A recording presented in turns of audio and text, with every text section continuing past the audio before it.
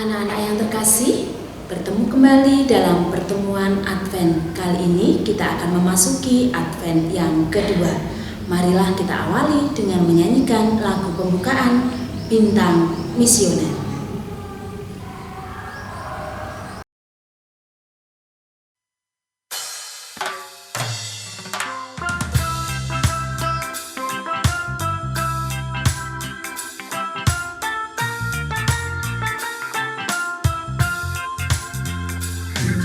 Yesus panggil aku jadi bintang, jadi terang keluarga dan lingkungan.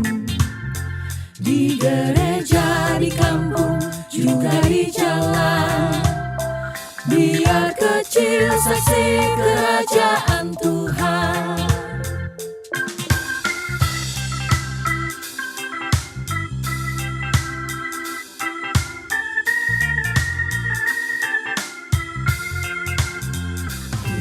Yesus panggil aku jadi bintang, jadi terang keluarga dan lingkungan. Di gereja, di kampung, juga di jalan. Biar kecil saksi kerajaan Tuhan.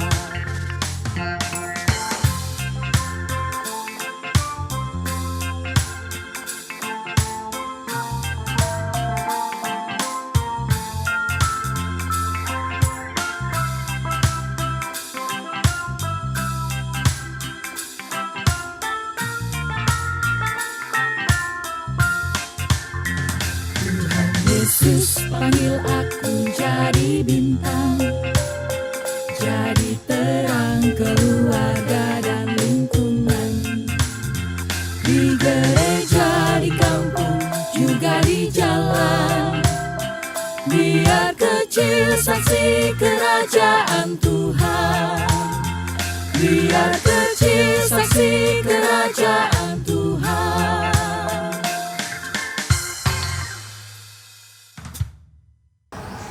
Halo anak-anak yang terkasih, berkah dalam, salam damai sejahtera untuk kita semua.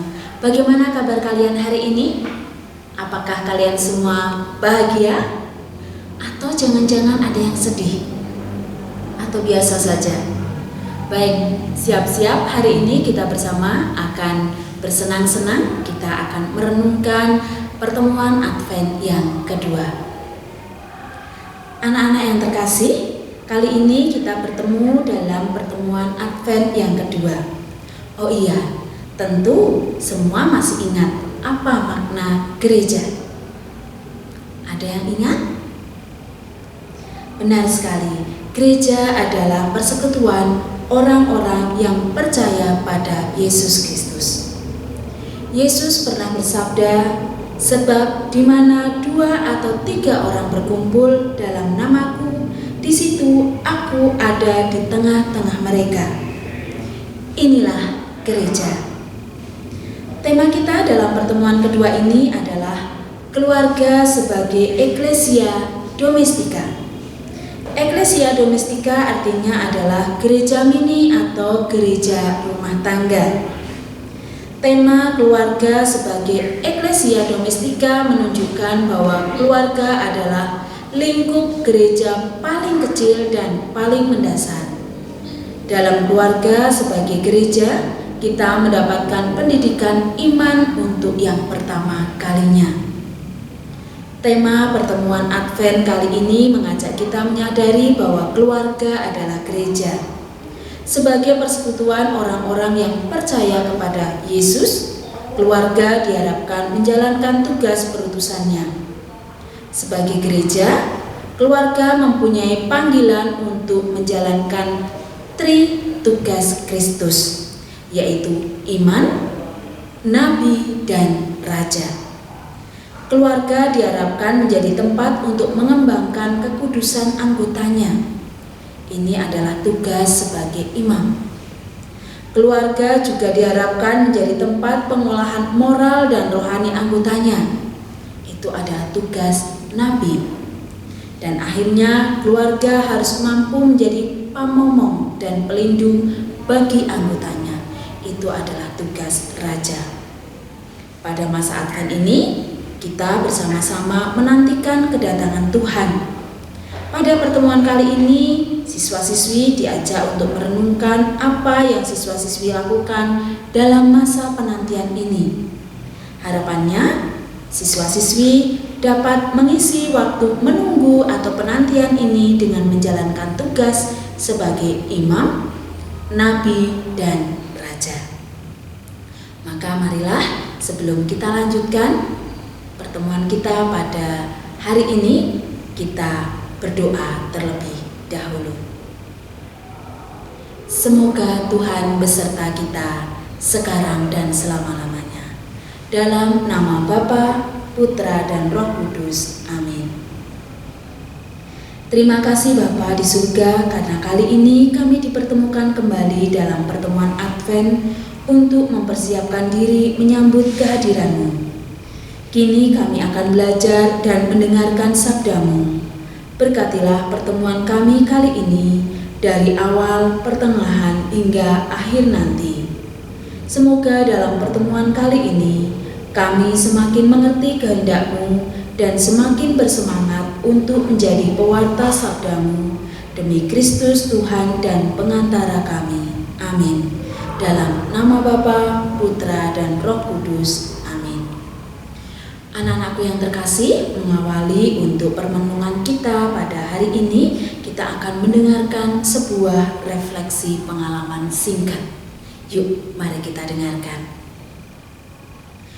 Pada suatu hari, seorang pemuda hendak bepergian menggunakan sarana transportasi kereta.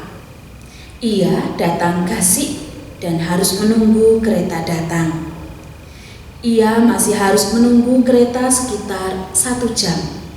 Maka diambilnya HP-nya dan ia bermain game sambil menunggu. Gamenya begitu mengasihkan bagi pemuda ini. Dan karena saking asiknya, pemuda ini tidak sadar bahwa kereta yang ia tunggu sudah datang dan bahkan sudah berangkat. Pemuda ini berhenti main game karena ada peringatan bahwa baterai HP-nya tinggal 15% dan mau habis. Setelah berhenti game, ia baru sadar bahwa ia sedang menunggu kereta. Ia bertanya kepada petugas dan sadarlah ia bahwa kereta yang ia tunggu sudah datang dan sudah berangkat. Anak-anakku yang terkasih, masa Advent adalah masa menunggu kedatangan Tuhan. Kita diharapkan bisa memanfaatkan dan mengisi waktu menunggu ini dengan baik. Mari kita isi waktu menunggu kita untuk memperdalam hidup rohani kita, mengikuti pendalaman Advent dan menjalankan kasih seturut teladan Tuhan Yesus, serta berusaha semakin memperhatikan anggota keluarga lain dan menjadi pelindung serta pembantu yang baik bagi sesama. Untuk selanjutnya marilah kita dengarkan sabda Tuhan untuk semakin meneguhkan iman kita. Semoga Tuhan beserta kita sekarang dan selama-lamanya. Pembacaan dari Injil Lukas bab 3 ayat 10 sampai dengan 18. Orang banyak bertanya kepadanya, "Jika demikian, apakah yang harus kami perbuat?" Jawabnya, "Barang siapa mempunyai 2 helai baju, hendaklah ia membaginya dengan yang tidak punya. Dan barang siapa mempunyai makanan, hendaklah ia berbuat demikian." Ada datang juga pemungut cukai untuk dibaptis dan bertanya kepadanya, "Guru, apakah yang harus kami perbuat?" Jawabnya, "Jangan menagih lebih banyak daripada yang telah ditentukan bagimu." Dan prajurit-prajurit bertanya juga kepadanya, "Dan kami, apa yang harus kami perbuat?" Jawab Yohanes kepada mereka, "Jangan merampas dan jangan memeras, dan cukupkanlah dirimu dengan gajimu." Tetapi karena orang banyak sedang menanti dan berharap, dan semuanya bertanya dalam hatinya tentang Yohanes, kalau ia adalah Mesias, Yohanes menjawab dan berkata kepada semua orang itu, "Aku membaptis kamu dengan air, tetapi Ia yang lebih berkuasa daripadaku akan datang, dan membuka tali kasutnya pun aku tidak layak. Ia akan membaptis kamu dengan Roh Kudus dan dengan api. Alat penampi sudah di tangannya untuk membersihkan tempat pengirikannya dan untuk mengumpulkan gandumnya ke dalam lumbungnya. Tetapi debu jerami itu akan dibakarnya dalam api yang tidak terpadamkan." Dengan banyak nasihat lain, Yohanes memberitakan Injil kepada orang banyak. Akan tetapi setelah ia menegur raja wilayah Herodes karena peristiwa Herodias, istri saudaranya, dan karena segala kejahatan lain yang dilakukannya, raja itu menambah kejahatannya dengan memasukkan Yohanes ke dalam penjara. Demikianlah Injil Tuhan kita. Terpujilah Kristus. Anak-anakku yang terkasih, Injil yang kita dengar tadi memberikan panduan praktis yang bisa membantu kita untuk mengisi waktu penantian ini. Yohanes Pembaptis memberikan saran bagi kita untuk mengisi masa Advent. Berikut tips yang diberikan oleh Yohanes Pembaptis. Yang pertama, berbagi. Barang siapa mempunyai 2 helai baju, hendaklah ia membaginya dengan yang tidak punya, dan barang siapa mempunyai makanan, hendaklah ia berbuat juga demikian. Tips pertama dari Yohanes adalah berbagi. Mari, waktu kita berbagi bagi sesama, kita sebagai sarana mengisi waktu penantian ini. Kedua, jauhi kejahatan. Jangan merampas dan jangan memeras, dan cukupkanlah dirimu dengan gajimu. Tips kedua dari Yohanes adalah berusaha keras menjauhi tindakan-tindakan tidak baik. Jika selama ini kita sering berbohong, berusaha keraslah masa menunggu ini untuk menjadi lebih jujur. Jika selama ini kita sering menyakiti hati orang tua kita, berusahalah di masa Advent ini untuk tidak melakukannya lagi. Dengan kata lain, tips kedua ini adalah mengajak kita untuk mewujudkan pertobatan. Yang ketiga, mengenal Yesus lebih dalam. Aku membaptis kamu dengan air, tetapi Ia yang lebih berkuasa daripadaku akan datang, dan membuka tali kasutnya pun aku tidak layak. Ia akan membaptis kamu dengan Roh Kudus dan dengan api. Alat penampi sudah di tangannya untuk membersihkan tempat pengirikannya dan untuk mengumpulkan gandumnya ke dalam lumbungnya. Tetapi debu jerami itu akan dibakarnya dalam api yang tidak terpadamkan. Tips ketiga dari Yohanes adalah mengenal Yesus lebih dalam. Kita dalam masa menunggu, Yesus adalah pribadi yang kita tunggu. Maka baik jika kita berusaha mengenal lebih dalam tentang Yesus yang kita tunggu ini. Kan aneh jika kita menunggu tetapi kita tidak tahu siapa dan kita tidak kenal siapa yang kita tunggu. Kita sedang menunggu Sang Mesias. Keempat adalah berani menyerukan kebenaran. Akan tetapi setelah ia menegur raja wilayah Herodes karena peristiwa Herodias, istri saudaranya, dan karena segala kejahatan lain yang dilakukannya, raja itu menambah kejahatannya dengan memasukkan Yohanes ke dalam penjara. Tips keempat dari Yohanes ini adalah berani menyerukan kebenaran. Kita bisa memulai hal ini dari keluarga kita. Jika dirasa ada kebiasaan-kebiasaan yang kurang baik dalam keluarga, kita diajak untuk berani memulai perubahan agar kebiasaan buruk dalam keluarga bisa untuk dikikis. Anak-anakku, semoga tips-tips ini bisa semakin meningkatkan iman kita dan kita benar-benar siap dalam menyambut Yesus dalam masa Natal nanti. Nah, untuk lebih mendalami pertemuan kita pada hari ini, yuk kita bersama-sama menonton film dari tayangan YouTube berikut. Selamat menonton.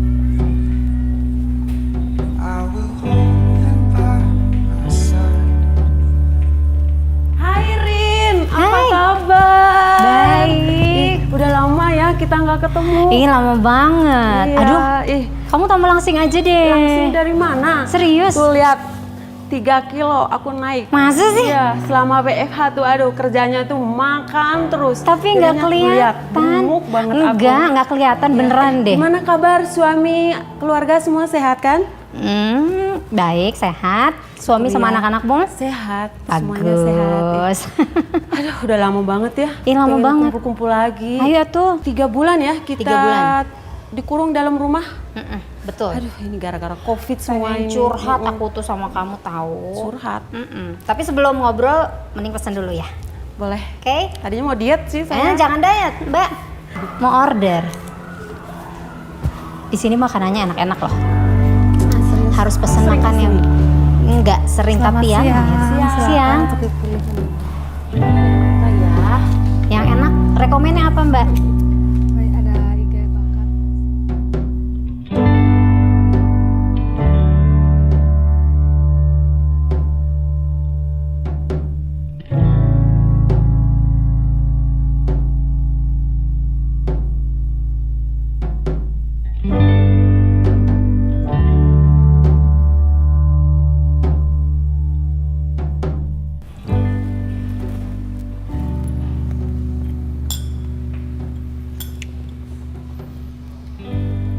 Rin, kamu kok dari tadi banyak diamnya sih?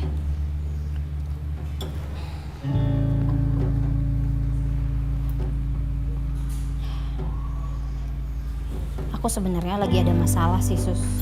Masalah? Masalah apa? Selama COVID-19 ini kan kerja di rumah, lebih banyak di rumah. Kondisi di rumah kamu gimana? Ngebosenin nggak? Kalau bicara itu, aku malah berterima kasih sama COVID-19, Rin. Terima kasih. Iya, terima kasih.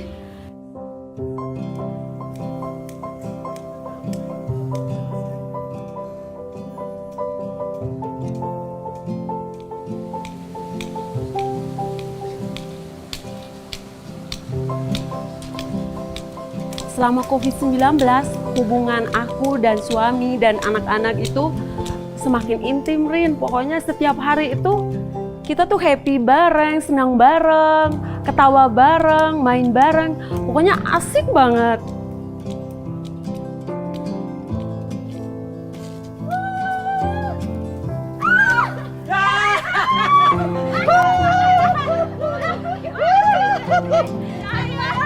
Kalau dipikir-pikir tuh kita tuh kayak anak kecil.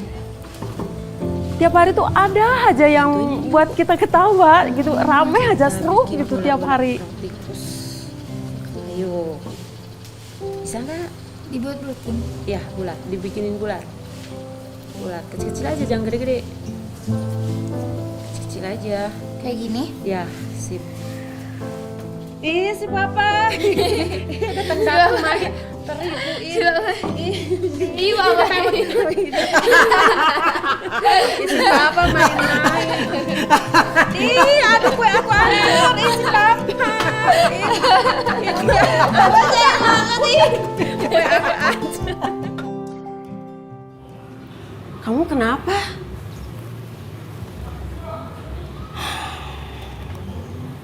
Kondisi di rumahku berbanding terbalik, Sus.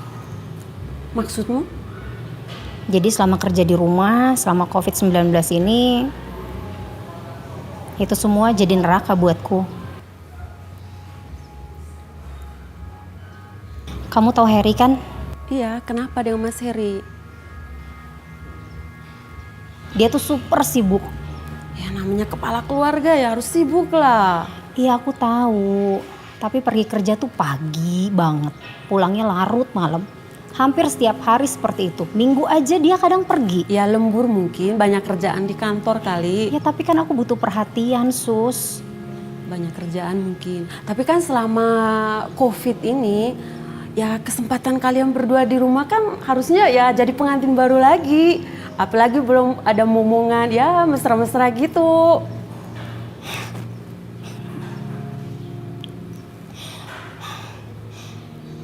Aku sih ngebayanginnya kayak gitu ya.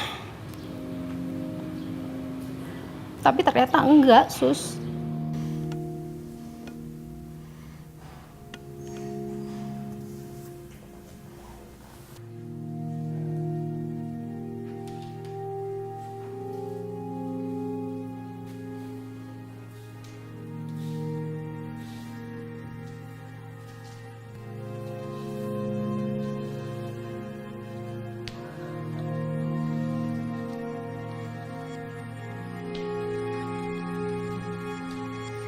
Kayaknya tuh Harry tuh udah lupa kalau dia tuh udah berkeluarga.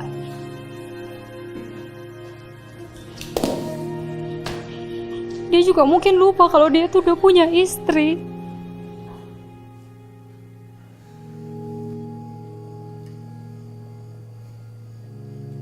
Dari hari ke hari, dari waktu ke waktu, kerjaan kamu itu cuma ribut aja. Capek sih.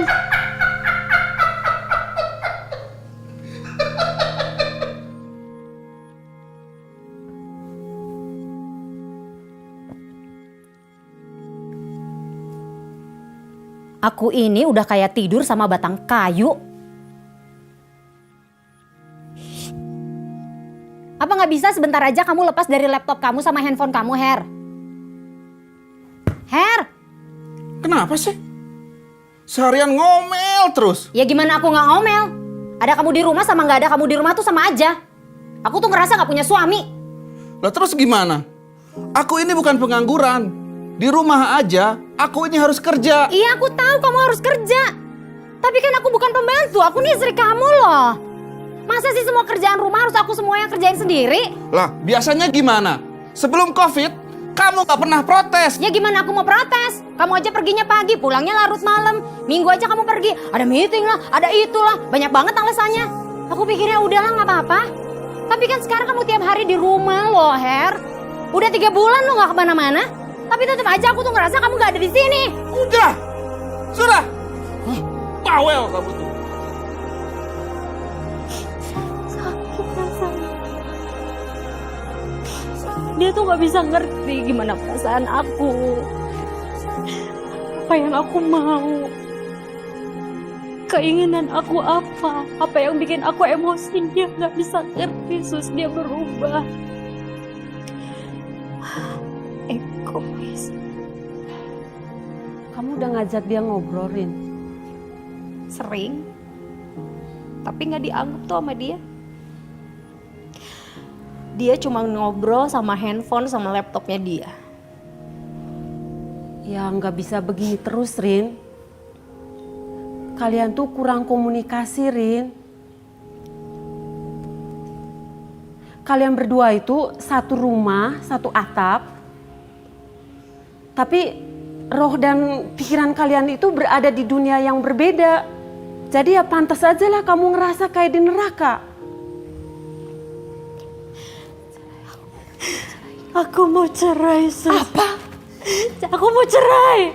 Rin, kamu kok sampai kepikiran gitu sih?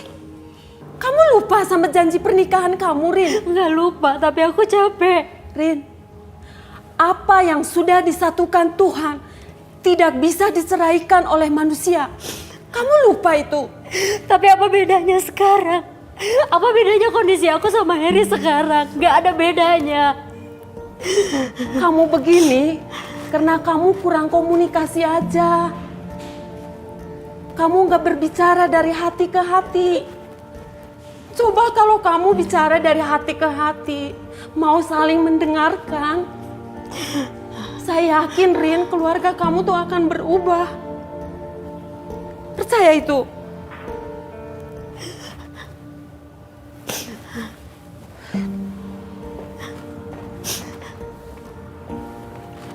Sabar ya, Rin. Tak ada komunikasi dalam keluarga membuat semuanya menjadi jauh. Dengan segera segala kehangatan, keceriaan, kasih sayang terpendam dalam diam, kosong, hampa. Semuanya ini menjadi refleksi untuk kita semua. Neraka diciptakan oleh kita sendiri. Surga pun begitu. Kita mau menciptakan apa untuk keluarga kita?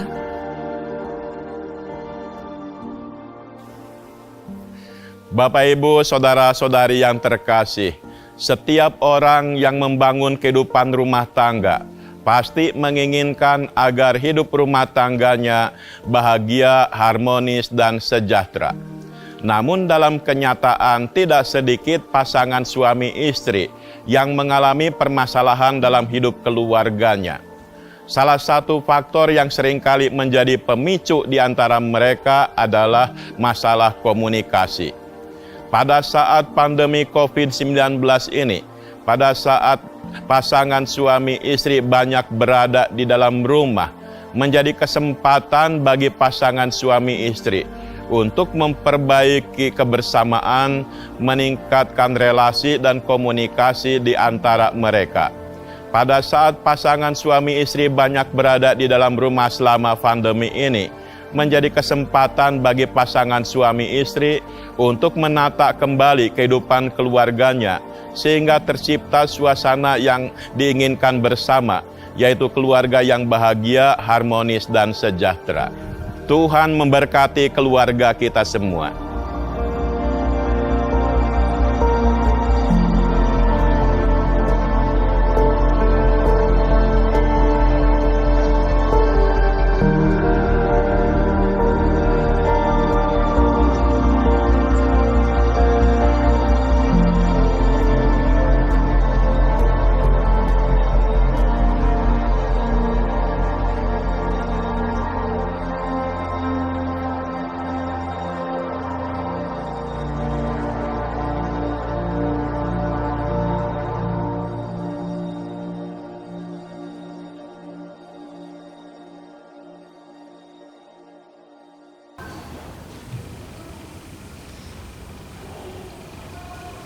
Anak-anakku yang terkasih, Tuhan berkata, bila ada 2 atau 3 orang berkumpul dalam namaku, maka aku hadir di tengah-tengah mereka.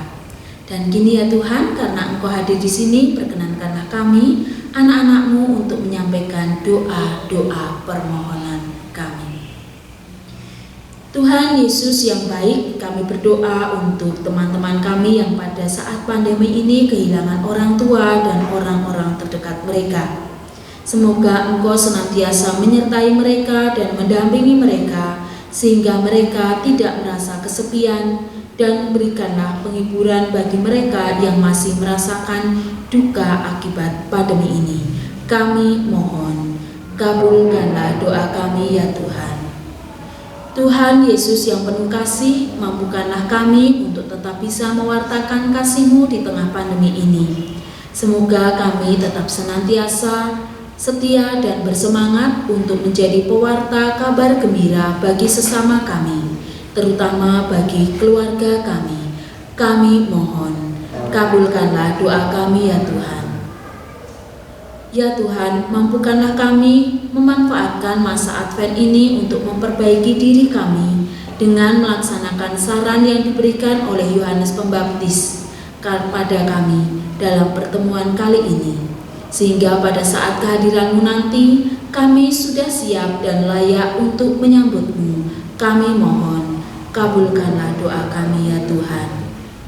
Ya Bapa, kami berdoa pula untuk mereka yang saat ini masih mengalami trauma, mereka yang masih mengalami penderitaan karena bencana alam. Gunung Merapi di Semeru, untuk mereka korban banjir. Kami mohon kekuatan bagi mereka agar secara jasmani Engkau kuatkan badan mereka dan secara rohani Engkau kuatkan hati mereka, sehingga mereka dapat senantiasa menjalani pencobaan yang saat ini mereka hadapi dengan baik seturut dengan kehendak-Mu. Kami mohon, kabulkanlah doa kami ya Tuhan. Marilah kita sampaikan doa-doa pribadi kita masing-masing.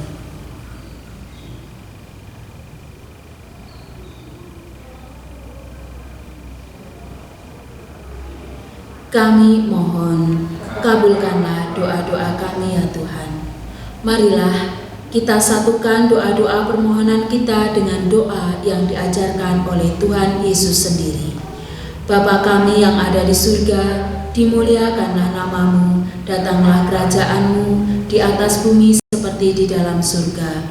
Berilah kami rezeki pada hari ini, dan ampunilah kesalahan kami, seperti kami pun mengampuni yang bersalah kepada kami. Dan janganlah masukkan kami ke dalam pencobaan, tetapi bebaskanlah kami dari yang jahat. Anak-anakku yang terkasih, demikianlah pertemuan Advent kita pada hari ini. Semoga apa yang kita dapatkan pada hari ini semakin menguatkan kita dan semakin membuat kita menjadi lebih baik, siap untuk kita bersama-sama menyambut Tuhan dalam masa Natal nanti. Kita akhiri dengan doa penutup. Semoga Tuhan beserta kita sekarang dan selama-lamanya. Dalam nama Bapa, Putra, dan Roh Kudus. Amin. Terpujilah Engkau di surga, ya Bapa yang penuh kasih. Karena penyelenggaraanmu kami boleh bersama-sama belajar dan semakin mengenal Engkau melalui pertemuan Advent hari ini. Semoga sabda yang sudah kami terima dapat berdiam dan bertumbuh di dalam hati kami, dan akhirnya dapat berbuah bagi sesama. Kini kami mohon perlindungan dan penyertaan-Mu dalam perjalanan pulang nanti. Semoga kami dapat selamat sampai di rumah dan bertemu kembali dengan keluarga kami masing-masing dalam damai dan sukacita yang telah kami dapatkan. Demi Kristus Tuhan dan Penyelamat kami. Amin. Semoga karya kita hari ini senantiasa diberkati oleh Tuhan dalam nama Bapa, Putra, dan Roh Kudus. Amin. Marilah kita akhiri dengan lagu penutup.